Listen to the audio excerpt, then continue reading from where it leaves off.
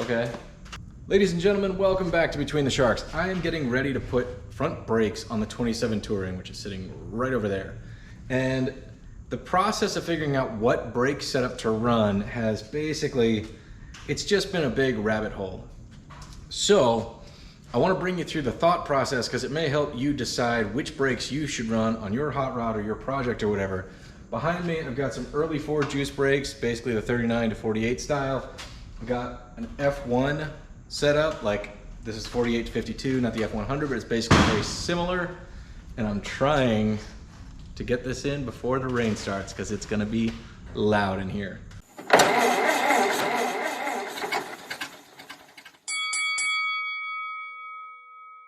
Behind me is the front axle off the 1927 Touring hot rod we're building that's sort of been blown apart to do some chassis work.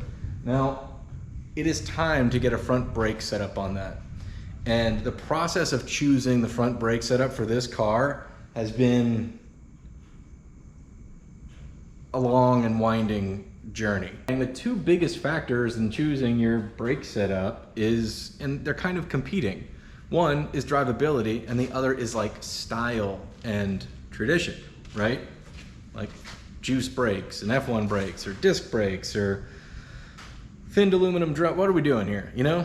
And there are pros and cons to each one. Now with this car, I've already stated that I plan on being able to drive it anywhere. In traffic, on the highway, it is geared to do 70 miles an hour. And like in a previous video where I talked about how the cheapest brand new car that you can get today could out accelerate a 58 Corvette, well, it can outstop it too, big time. Frankly, if you're gonna go 70 miles an hour, you ought to plan on how you're gonna stop quickly from 70 miles an hour because, you know, if you've been on the road ever, you'll understand that there's a time that you're gonna get cut off. There's the time that you're going to have to make an emergency stop. And these are things to consider. So, yeah, you gotta be able to stop. It's a really big deal. And different brake systems have different capacities really to do that. So we're gonna dive into the early Ford brakes, 39 to 48 style brakes. This is an F1 setup. It's an early Bendix system. And then we're gonna talk about disc brake options because they're something that really ought to be considered in my opinion. And I'm saying that I was the kid. 15 years ago, I would go to car shows and sneer at anything that had disc brakes because it wasn't period or it was too street roddy or it was high dollar. And you know what? I drove to those car shows in a 1998 Dodge Neon because my car was still getting worked on and it took me forever to get it done. And all of my, you know, purist uppity attitude didn't get my car on the road. So how dare I judge all those people that were actually driving theirs. Hot rodders put these things on their cars as fast as they could get their hands on them. Now, that said, I've only driven 2 cars with mechanical brakes, like where you hit the pedal and that moved a rod and that rod pushed a thing and that pushed the brake shoe and that made the car stop. One was a bone stock Model A restoration, very slow, fun to drive, brakes worked totally fine in adjustment. Second was a 32 Ford hot rod. Buddy of mine, Chad, let me drive his, you know, very period correct car with mechanical brakes. It also, with the brakes dialed in, stopped just fine. In my experience driving a car with these types of hydraulic brakes, when they're adjusted, they stop as well as mechanical brakes. Probably not a lick better, in my opinion. All right, gang, so we're gonna start right here with what I'm going to lump in as 39 through 48 early Ford rear brakes because they share one major similarity, one minor difference, right? So first things first, they work like any other drum brake. A wheel cylinder goes up here and it pushes the brake shoes outwards into the sides of the drum, which create enough friction to slow the drum, which is attached to your wheel, which slows the car. Now, the thing about these things is they adjust independently. So I've got it all blown apart so you can see, but basically there's a hex head on the back side of this cam right? That's not a circle, it's an oval. And as you rotate it, it rides on the bottom part of this shoe on a clip, and that pushes the brake shoe outwards or pulls it back inward depending on where you are in the rotation. That is how you set your adjustment for your brake shoes. You got to do both sides independently, and that's kind of a thing.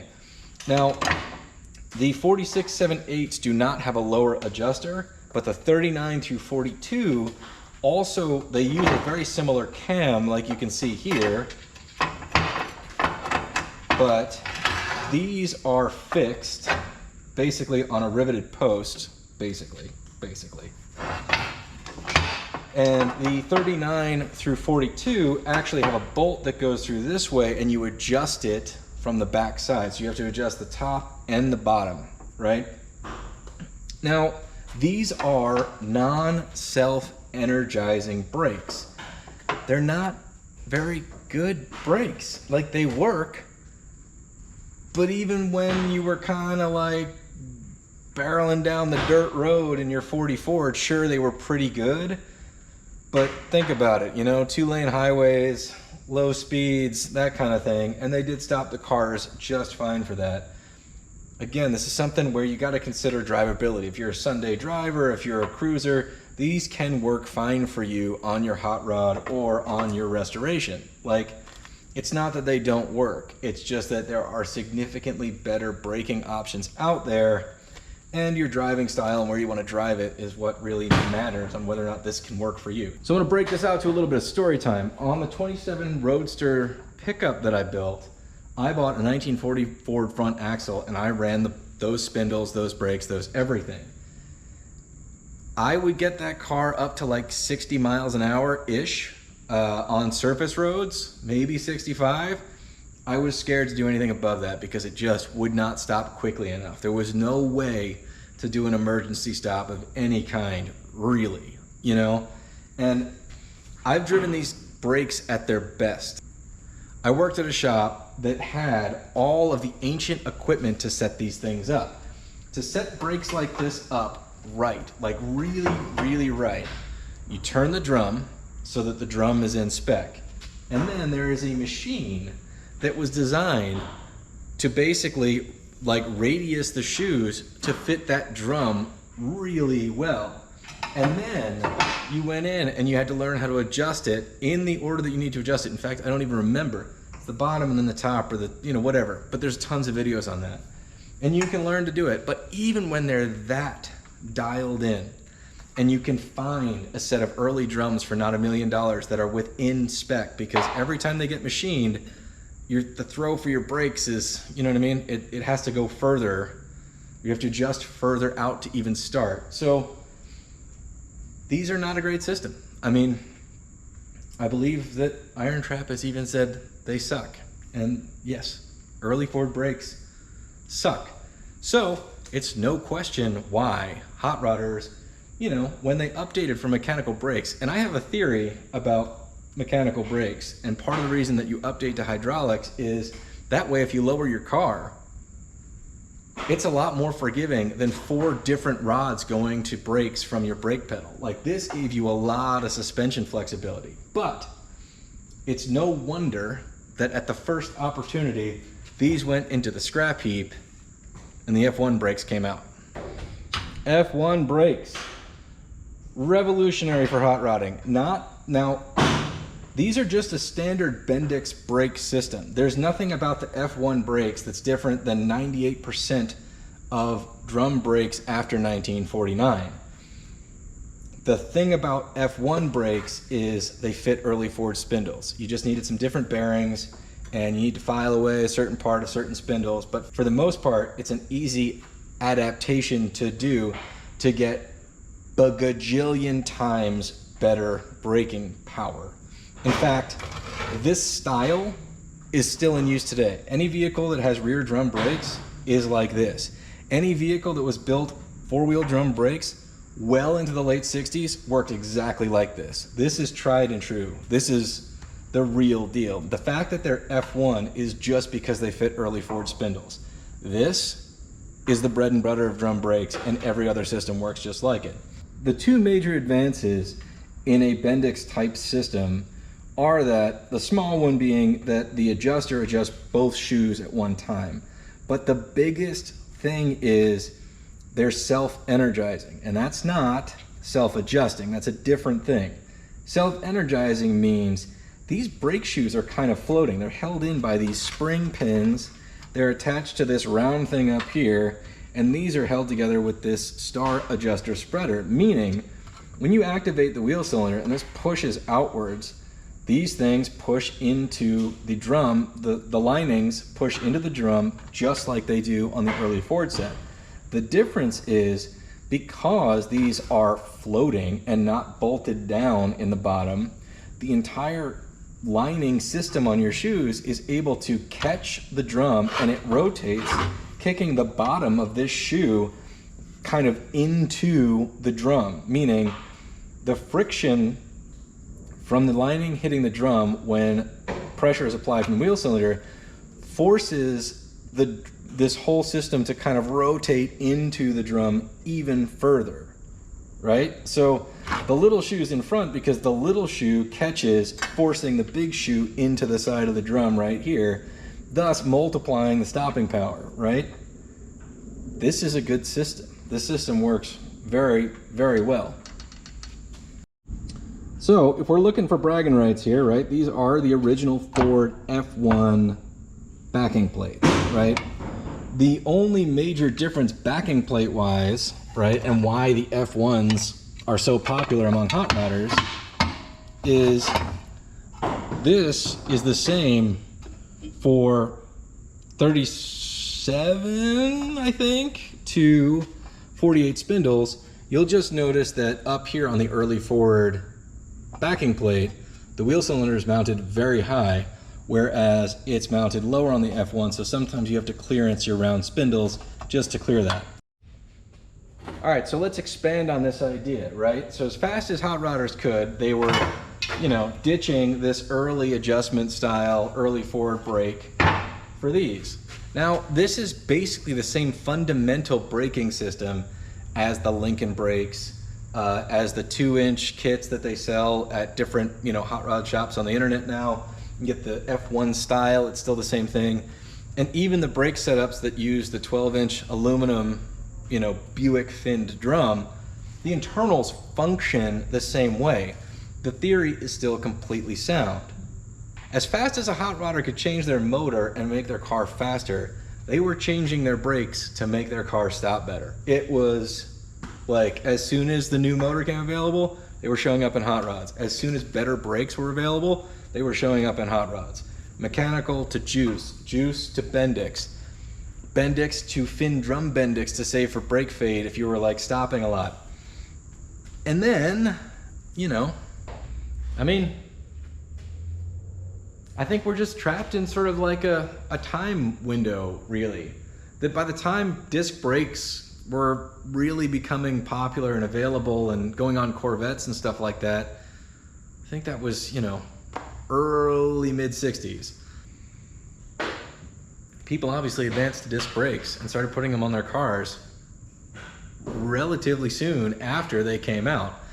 It just became not a traditional thing. And then with the resurgence of hot rodding in the early 2000s, traditional became redefined by just a bunch of yahoos on the old internet.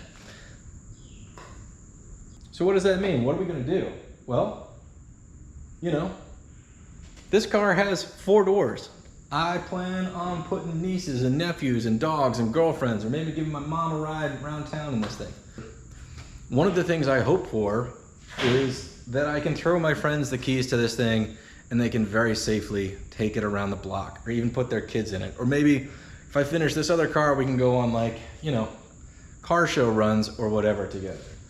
So for this car that I want to be able to commute in and pass along to strangers and fill with my closest companions, I'm gonna put disc brakes on it. Something I never thought I would do on a hot rod. But after some, you know, thinking, it just, I'm not gonna let my ego put my friends in danger. inferior brakes because they're cooler on a car like this, right? That's just what I'm gonna do. Now, I'm saying that on a car that I'm doing as a full fendered car because I genuinely do not like the look of disc brakes on a period-ish hot rod. They don't look right, but this car is full fendered, so therefore it's my ego that would be keeping me from doing that, right? Sure, people can lay under it at car shows and go, oh man, that's got disc brakes on it, which is the kind of like the kind of dumb stuff I used to do at car shows. Just pick other people's stuff apart when mine barely even ran or didn't run at all.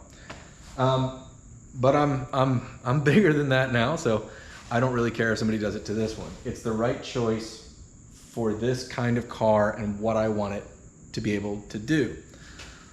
Let's keep going. This hoopty. Well, and this hot rod.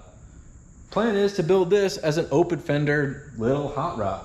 So that's what I bought the F1 setup for. But like I said, I really don't like, you know, the look of disc brakes on a period-ish or looking car. I'm not even gonna get into the period thing. It's too much of a debate. So I personally feel like when the axle's out in front and all the mechanics are on display, the engine and the suspension and everything is sort of just out there in the open, no fenders, there's a style choice, right? You know, it needs to look and feel a certain way because that's the point of doing the car like that. Like doing a fenderless car is so that you can, you know, that it is what it is, kind of a bare bones kind of deal. And I'm strategically doing this with this Cadillac in the background. That thing weighs like 6,000 pounds and it's a 67 and it has factory drum brakes and it stops fine. It stops great. They are power drum brakes. Properly adjusted Bendix system can really, really do the job.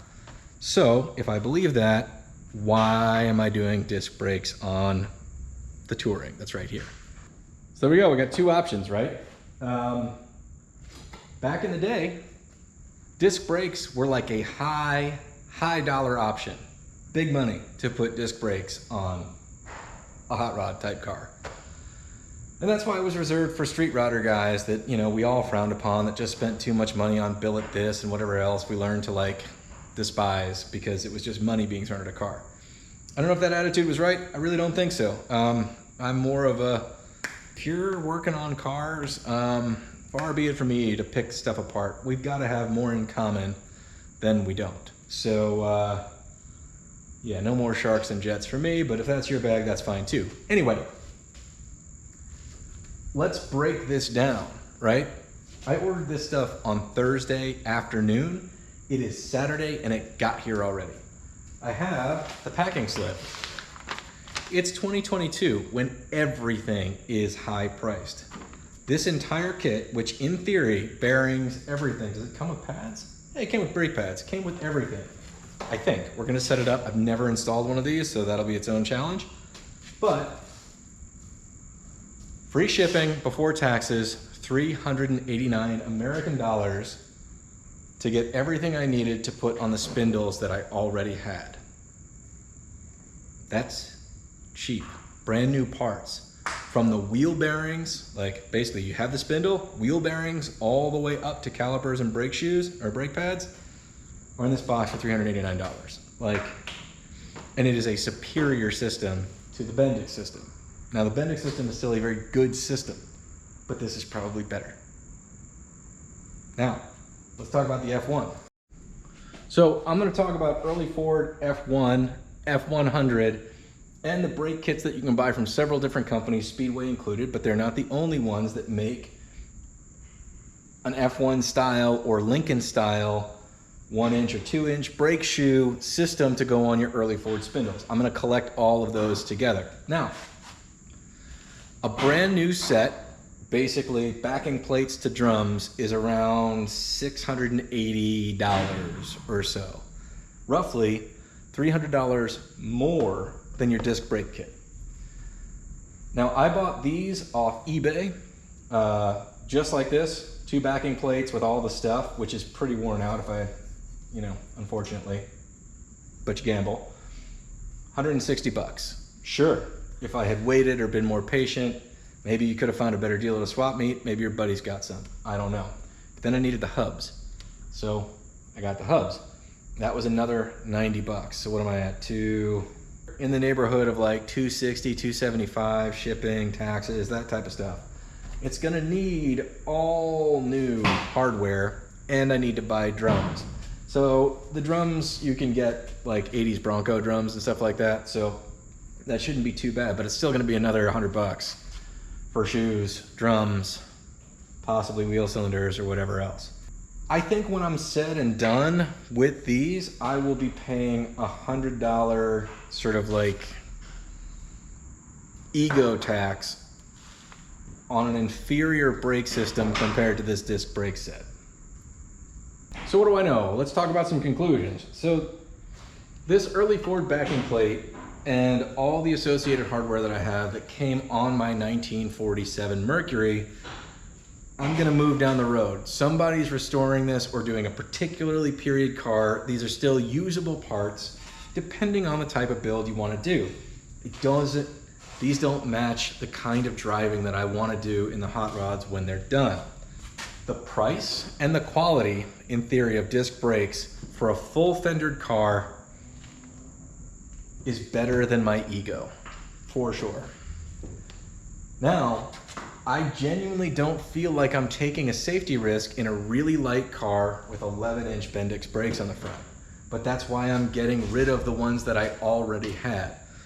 Previous me from the past would have run what I had, which would have just been doing the best I could with these early Ford backing plates because I had them. Doesn't matter how fast you can go, if you don't feel comfortable stopping in it, it's basically just an ejection seat. That's, you know, you're gonna come to a hard stop one way or the other. Either you're gonna do it by choice, by using your brakes like that, or you're gonna do it when you crash into something. Like, I guarantee you will stop. It's just a matter of how. Thanks for watching Between the Sharks. I really do appreciate this. I hope this is a little bit of insight in, you know, in your brake options, because it's important. And these parts, they're just not cheap and they're not that easy to find. So if you're just going for juice brakes, dig a little deeper. What juice brakes do you want? Because really, the Bendix systems, whether they're aftermarket or F1 or F100, they're a much better system and they fit on your early Ford spindles. Iron Trap has tons of DIYs and so does the rest of YouTube. That said, I am going to install the disc brake kit on these spindles in an upcoming episode because I got to get that done. And when the time comes, we'll be doing the F1s on early Ford spindles on that Roadster. And then if you follow the channel, you know, consider subscribing. That'd be super helpful to me. But at some point, we can maybe literally do like a side-by-side test because we're gonna have 127 Ford with, you know, F1 brakes and 127 Ford with disc brakes. I'm pretty certain this one is gonna stop better, but you know, we'll see. Anyway, thanks for watching Between the Sharks. I hope this helped you out if you're kind of like diving into this brand new. Skip the arguments on the forums. That's kind of how they work. You can assess if the early Ford brakes work well enough for you. Yeah, we'll see you next time.